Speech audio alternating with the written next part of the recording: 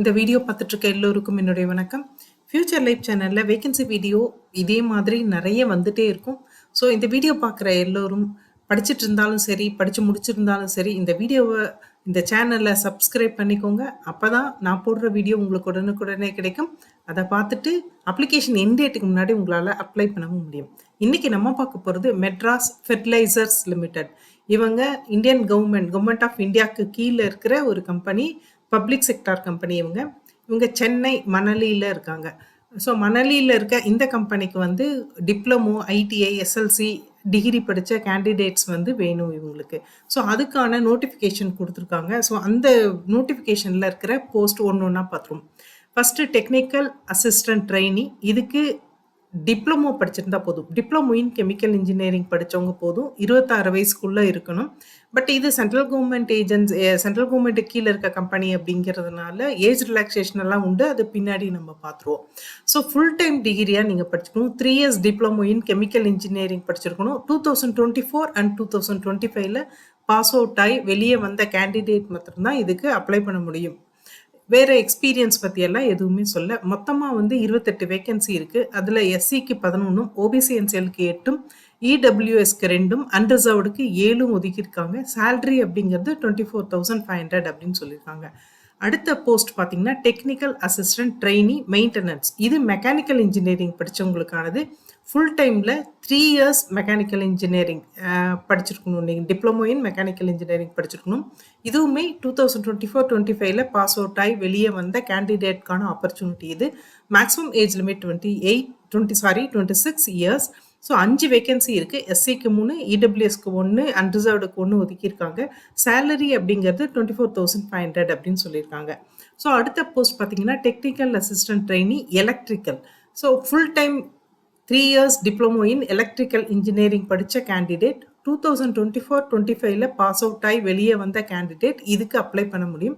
Maximum age limit அப்படின்றது 26 years. மொத்தமாக 3 vacancy தான் இருக்குது. எஸ்சிக்கு 1, இடபிள்யூஎஸ்க்கு 1, அன்ரிசர்வ்டுக்கு 1 ஒதுக்கியிருக்காங்க. சேலரி அப்படிங்கிறது 24,500 அப்படின்னு சொல்லியிருக்காங்க. அடுத்தது டெக்னிக்கல் அசிஸ்டன்ட் ட்ரெயினி மெயின்டெனன்ஸ். இது வந்து instrumentation படித்தவங்களுக்கானது.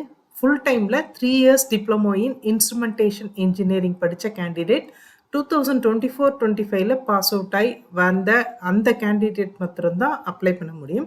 Maximum age limit 26 years. 2 vacancy இருக்குது. எஸ்சிக்கு 1, அன்ரிசர்வ்டுக்கு 1 ஒதுக்கியிருக்காங்க.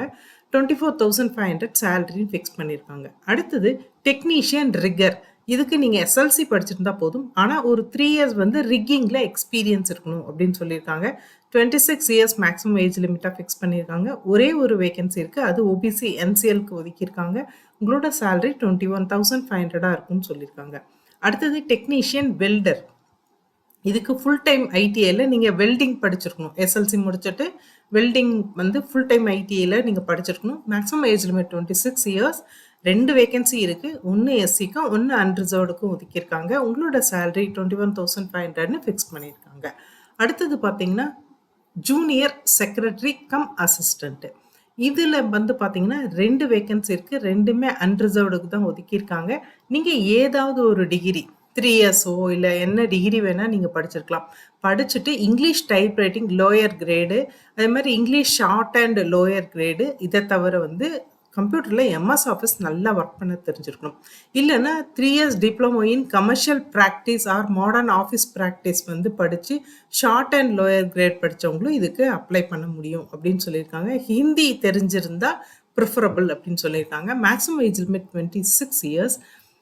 உங்களோட சேலரி 22,500ன்னு ஃபிக்ஸ் பண்ணியிருக்காங்க. மொத்தமாக இவ்வளோ வேகன்சி தான் வந்திருக்கு. Minimum age limit 18, maximum age limit 26 years. So age relaxation பற்றி சொன்னேன் இல்லையா?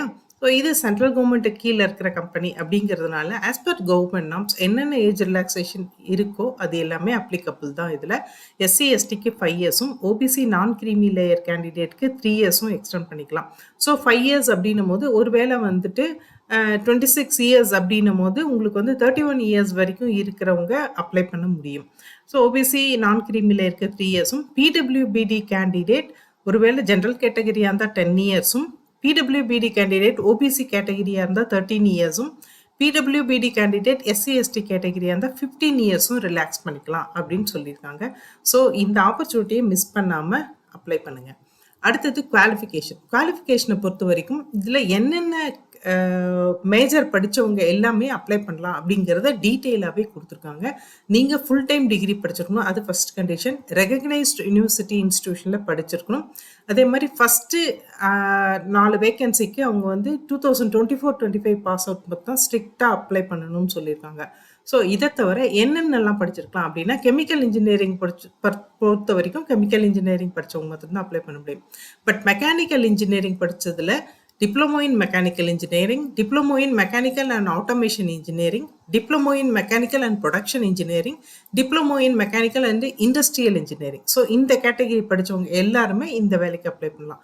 எலக்ட்ரிக் இன்ஜினியரிங் கீழே உங்களுக்கு வேலை இருக்குது அப்படின்னா எதெல்லாம் படித்தவங்க அப்ளை பண்ணலாம் அப்படின்னு பார்த்தீங்கன்னா, diploma in electrical, diploma in electrical and electronics, diploma in electrical and electronics power system, diploma in electrical and power, diploma in electrical power engineering, diploma in electrical electronics at power engineering. So இந்த ஸ்ட்ரீம்லலாம் படித்தவங்கலாம் apply பண்ணலாம்.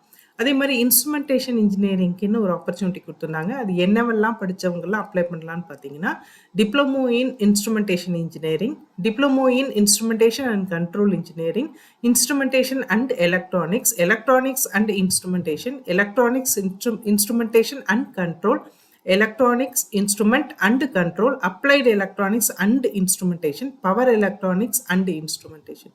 So இந்த stream படித்தவங்க எல்லாருமே அந்த instrumentation engineering கீழே வர வேலைக்கு apply பண்ணலான்னு சொல்லியிருக்காங்க. அதே மாதிரி part time, distance education, private study, off campus, இது எதுவுமே வந்து அக்செப்ட் பண்ண மாட்டோம். ஒன்லி ஃபுல் டைம் மட்டும்தான் அக்செப்ட் பண்ணுவோம் அப்படின்னு சொல்லியிருக்காங்க. உங்களோட percentage of mark 65 or above 65 இருக்கணும் அப்படின்னு சொல்லியிருக்காங்க. ஸோ அவங்க தான் வந்து இந்த வேலைக்கே அப்ளை பண்ண முடியும். உங்களோட மார்க்கு 65 கீழே இருந்து அப்ளை பண்ண முடியாது. பட் எஸ்சி எஸ்டி பிடபிள்யூபிடி கேண்டிடேட்டாக இருந்தால் உங்களோட மார்க் 55 ஆர் அபவ் 55% இருந்தால் போதும் அப்படின்னு சொல்லியிருக்காங்க. ஏற்கனவே நான் சொன்ன மாதிரி 1 to 4 கேட்டகரி அந்த ஜாப் போஸ்ட் வந்து 2024-25 பாஸ் அவுட் மட்டும்தான் அப்ளை பண்ண முடியும் அப்படின்றத மறுபடியும் சொல்லியிருக்காங்க. ஸோ இந்த கேண்டிடேட் வந்து அந்த ஃபைனல் ரிசல்ட், அந்த ப்ரூஃப் வந்து கொடுக்கணும், மார்க் லிஸ்ட் கொடுக்கணும். அதே மாதிரி எஸ்சி எஸ்டி கேண்டிடேட் இருந்தால் உங்களோட கம்யூனிட்டி சர்டிஃபிகேட் கண்டிப்பாக கொடுக்கணும். பிடபிள்யூபிடி கேண்டிடேட்டும், நான் கிரீமி லேயர் எல்லாருமே அதுக்கான சர்டிஃபிகேட்டை நீங்கள் கண்டிப்பாக ப்ரொடியூஸ் பண்ணணும். அப்போ தான் அதை வந்து கிளைம் பண்ண முடியும். அதே மாதிரி அன்ரிசர்வ் கேட்டகரிக்கு ஏதாவது ஒரு எஸ்சி எஸ்டி கேண்டிடேட் வந்து அப்ளை பண்ணுறீங்க அப்படின்னா, இல்லை பிடபிள்யூபிடி கேண்டிடேட் அப்ளை பண்ணுறீங்க அப்படின்னா எந்த ரிலாக்ஸேஷனும் எதிர்பார்க்கக்கூடாது.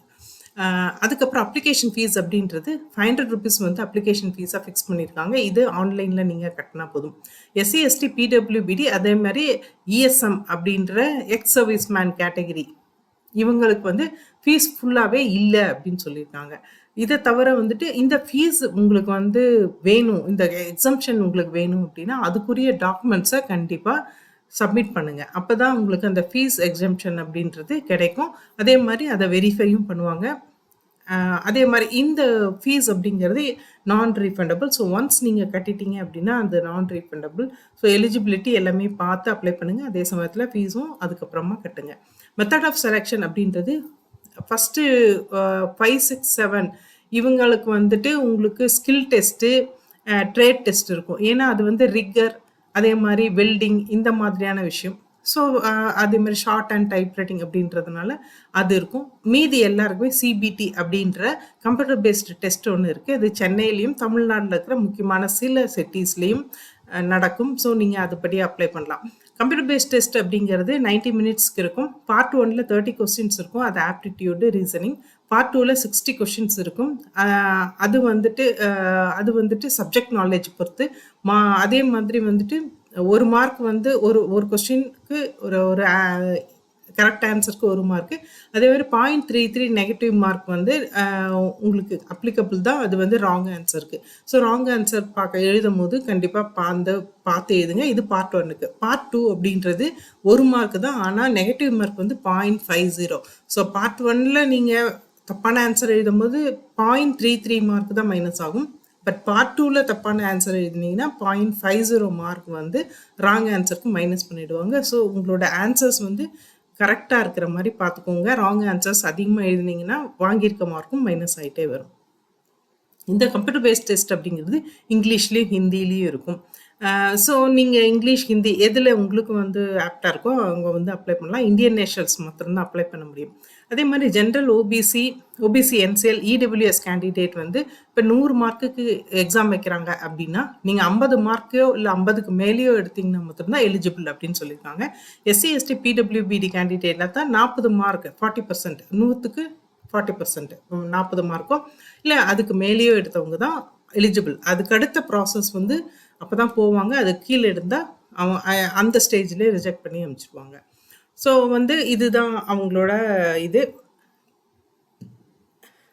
1-4 கேண்டிடேட் அதாவது ஃபர்ஸ்ட்லேருந்து 4 போஸ்ட் வரைக்குமான அந்த கேண்டிடேட் அதாவது மெக்கானிக்கல், எலக்ட்ரிக்கல், இன்ஸ்ட்ருமெண்டேஷன் இதெல்லாம் சொன்னோம் இல்லையா? ஸோ இந்த கேண்டிடேட் வந்து computer based test merit list ready ஆயிடுச்சுன்னா அவங்களுக்கு வந்து நேராக டாக்குமெண்ட் வெரிஃபிகேஷன் கூப்பிட்டுருவாங்க. ஆனால் 5, 6, 7 அதாவது ரிக்கர், வெல்டிங் இவங்கெல்லாம் இருக்காங்களே இவங்கள ஸ்கில் டெஸ்ட், ட்ரேட் டெஸ்ட் அதுக்கப்புறமா தான் டாக்குமெண்ட் வெரிஃபிகேஷன் வந்து வரும் உங்களுக்கு. ஸோ அதுக்கேற்ற மாதிரி நீங்கள் பார்த்து எழுதிக்கோங்க. உங்களோட அப்ளிகேஷன் அப்படின்றது ஆன்லைன் www.ventrasfert.co.in இதுதான் வெப்சைட். இதில் கெரியர் பேஜ் போனீங்கன்னா இந்த நோட்டிஃபிகேஷன் இருக்குது. நோட்டிஃபிகேஷன் படிச்சுட்டு நல்லா புரிஞ்சப்புறம் அவங்க கொடுத்துருக்கிற அந்த லிங்க் மூலமாக மாத்திரம் அப்ளை பண்ணுங்கள்.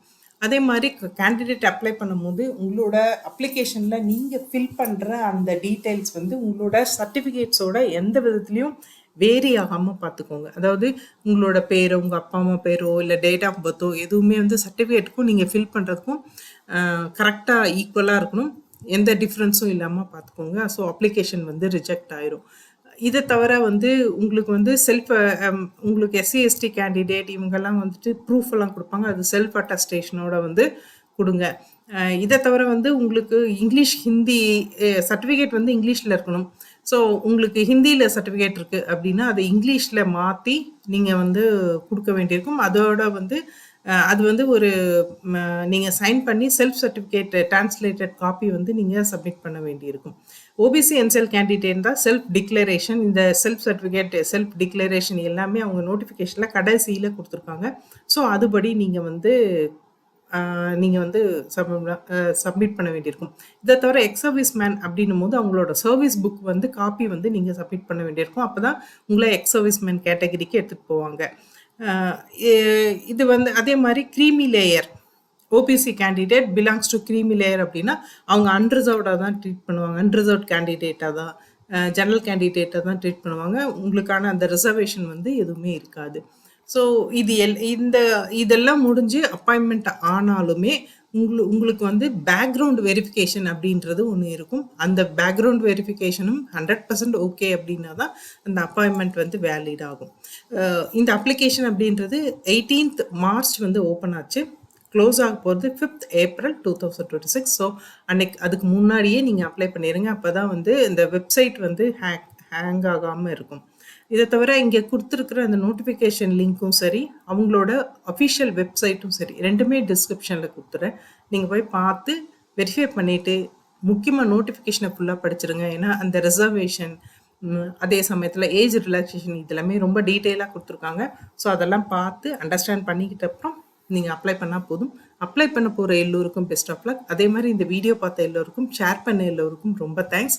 முக்கியமாக உங்களுக்கு தெரிஞ்ச யாராவது இந்த மாதிரி வெயிட் பண்ணிட்டு இருக்காங்க ஒரு நல்ல வேலைக்கு அப்படின்னா அவங்களுக்கு இந்த சேனல் லிங்கை கொடுங்க. இந்த வீடியோ இல்லாமல் இது மாதிரி நிறைய வீடியோஸ் இனி வந்துக்கிட்டே தான் இருக்கும். ஸோ கண்டிப்பாக சப்ஸ்கிரைப் பண்ணிக்கோங்க. தேங்க்யூ.